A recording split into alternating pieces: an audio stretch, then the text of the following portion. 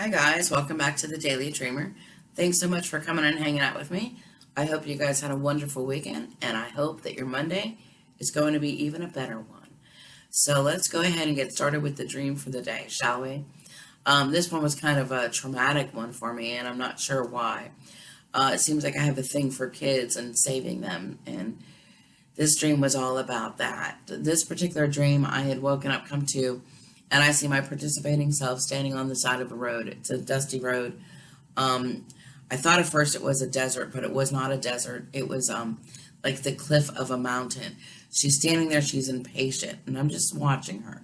She's pacing back and forth. You can tell she's plagued with something. And I'm thinking, what on earth could she possibly be upset about? So as I go to convey a thought to her, I notice that there is a squeal coming around, like a car. The car was coming around at very fast pace. So when I looked over at my participating self to get out of the way, she was already prepared. She was on alert. She was ready to go. The car, as it approached, made the turn a little bit too fast. The male in the driver's seat opens up and it comes out of the car as it goes around the corner, but it doesn't make the corner. It goes off the cliff. My participating self seemed to, I guess, want to be a hero. I don't know. But she jumps into the car. I manifest myself down at the bottom of the cliff because I know where she's going. I don't know why, though, but I manifest myself down at the bottom of the cliff. The impact happens. The mother kind of rolls out. She's a bit disoriented. Thankfully, she was still alive. She gets up and she goes to search for the passenger in the back seat. The passenger in the back seat happens to be a child. And I see my participating self holding this child, putting him on the ground. The child is sleeping. So it seems as though my participating self had taken the brunt of the impact for that child, so that that child would not have to be traumatized, if you will, from that crash. The mother, of course, was extremely thankful, thanking my participating self profusely. And at that point, I was just more in shock than I was anything, because I thought, what on earth is this dream about? Well, I know I'm dreaming. What could this be in relations to? But I never really got a chance to talk to my participating self in the dream to find out what she was doing or why she was doing it or who these people were to her. Because at that point, I was whisked back to consciousness. So what a crazy dream to have. So I wake up and I go into a meditative state. And what do you think came up for me? Let's go find out, shall we? You know, in our society, there are mysterious phenomenons going on each and every day. One of them happens to be what we call soul loss. And it's arising in people all over the place. People of all ages, people of all genders, races, backgrounds, you name it.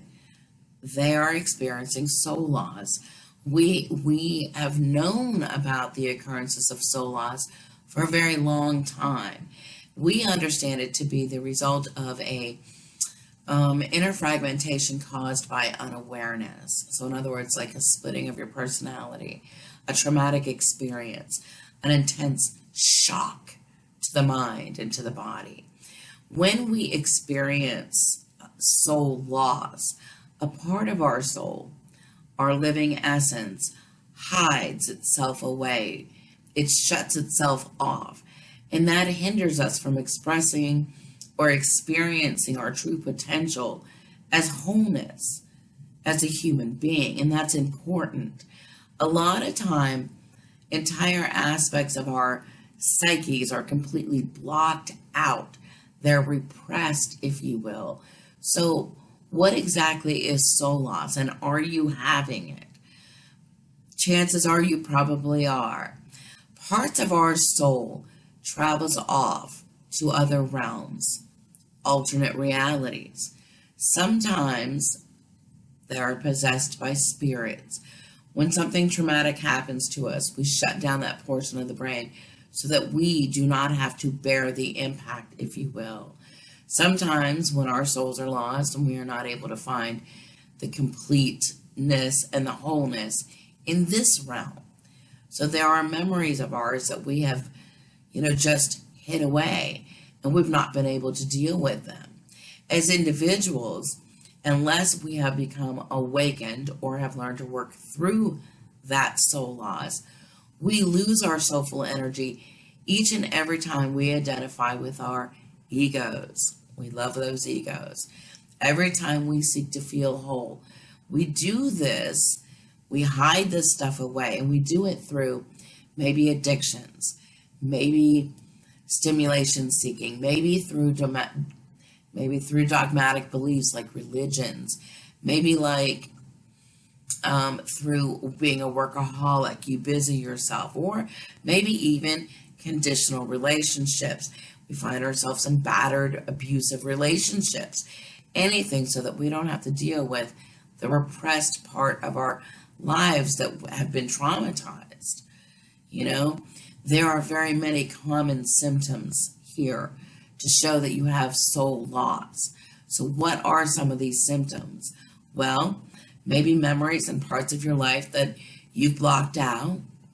Maybe you are experiencing periods of depression, or maybe you just feel missing or broken. Maybe you are feeling numb to life or having constant feelings of anxiety or fear that plague you. Maybe you're going through periods of insomnia. You're not able to sleep. Maybe you're just not feeling complete. Maybe you feel like you might be a different person. You feel incapable or overcoming a certain issue in your life. Maybe you're just not feeling generally happy. Maybe you're disappointed with life, or maybe there's multiple selves within you, as we all have. We all love to put those masks on when we go outside. Maybe we try to escape the side that we are repressing through alcohol or drugs, sex, television, excessive busyness, you can name it.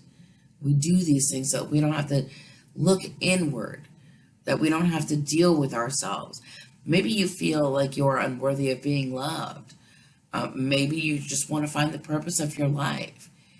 Maybe you're feeling vulnerable and keeping others at a distance because you don't want them to get to know you. Maybe because you don't know you. Maybe sometimes you feel a little bit out of control with yourself. Or maybe you can constantly feel that you are mentally or physically fatigued for no medical reason whatsoever. No one knows why you're so tired all the time. Maybe you're looking for acceptance of yourself. These are some of the common symptoms. And they, aside from our incapacity to feel whole, when we experience soul loss, we start to feel or have feelings, if you will, of weakness, fatigue, depression, anxiety, emptiness. There's a whole list of them. We know that something is missing from our lives, but not a lot of us know, or we struggle to discover exactly what it is that is missing. We don't know how to put our finger on it. Well, when we have an imbalance of the psyche, that allows parts of the personality, like our dark shadows, our shadow self, if you will, they go independent, they go rogue, okay? They escape the control of the conscious mind. And they just go on their own, they just act on their own. Carl Jung proposed that our psychological personalities were composed of different complexes. The primary one of those responsible for the control over the others was our egos. We love our egos. It's the mental image that we have of ourselves, the one that we believe ourselves to be. Our conscious energy, our soul, is weakened due to one of these complexes, our dark self. It's like as though they were going rogue, escaping the control of our ego and becoming almost autonomous in nature, almost automatic. Therefore, at that point, once it goes rogue, once that dark side goes rogue, It leaches all of our psychic energy, our psychic libido, and it creates a psychological imbalance that is, well, it just basically shatters your whole natural wholeness of yourself. That is soul loss, folks. So if you are feeling that, you are having it. So what causes one of these psychological complexes to emancipate itself and become this, tyrant, disruptor of your consciousness? Well, some say that the answer is experiencing something traumatic, something awful, something just so horrific that, we have just become a whole different person to protect our souls, if you will, from the trauma. Imagine, say, for instance, a young child, like that in the dream. But imagine a young child who had been abused or molested, and in order to cope with the horrendous experience, the child escapes by disassociating, detaching themselves from the situation. In the process of protecting themselves, the child will create various alter egos and entirely different personalities of themselves in a defense mechanism. And we all do this when we are traumatized. In psychology, it's treated as a multiple personality disorder. I think they call it disassociation now. But essentially, psychological disassociation is nature's way of protecting our physical organism against intense trauma that is experiencing loss and blocking these situations out. It's a protection mechanism. But when they go rogue, that's where it starts to do damage for you. In the end, however, it is our responsibility to protect our spiritual organism, our souls. But soul loss or psychological disassociation is not limited to these extreme cases. No, we can all experience it. We can find these in different degrees of, people people who deal with addictions. They've definitely had soul loss, eating disorders, identity disorders. Maybe there's PTSD, depression, you name it, codependency, narcissism, low self-esteem, adjustment disorders, you name it. Those are all signs of soul loss. These are all common symptoms of soul loss. And in this fast-paced, materialistic, superficial modern world that we live in, it seems that we are all lacking the sense of sacredness of who we are, who we really are. Are you experiencing this? You have to become aware of these aspects within yourself that you've been ignoring. To do this, you have to be able to take some time to go in and at least address the situation. Take that 5 minutes, folks. It's very important. Self-awareness is so important because through that, you do some self-exploration of yourself, and you may find some things that you never even knew you were hiding. Self-love, that is where it starts. Through the self-exploration and through self-love, there's going to be a self-transformation once these issues are addressed. To be healthy, to feel whole, and to live in a harmonious lifestyle, you have to be able to recover the most vital parts of you that are lost. You have to find that sacred point of balance, authenticity, and self-love for yourself. Finding the fragments that you've left behind and restoring them to your life, it's a chance for you to become whole again, to restore vital essence of life in your soul that you have been missing. You have to slowly reintegrate the lost elements of your soul. And to do this, you have to practice soul work. You have to take 5 minutes and you have to tune into yourself, because that is going to allow you to be mindful, to be heart-centered and not self-centered. There's a big difference. And it'll align yourself together with your conscience and your body so that you can be a more beneficial person, not just to you, but to others out there that are needing someone to help them with their experience.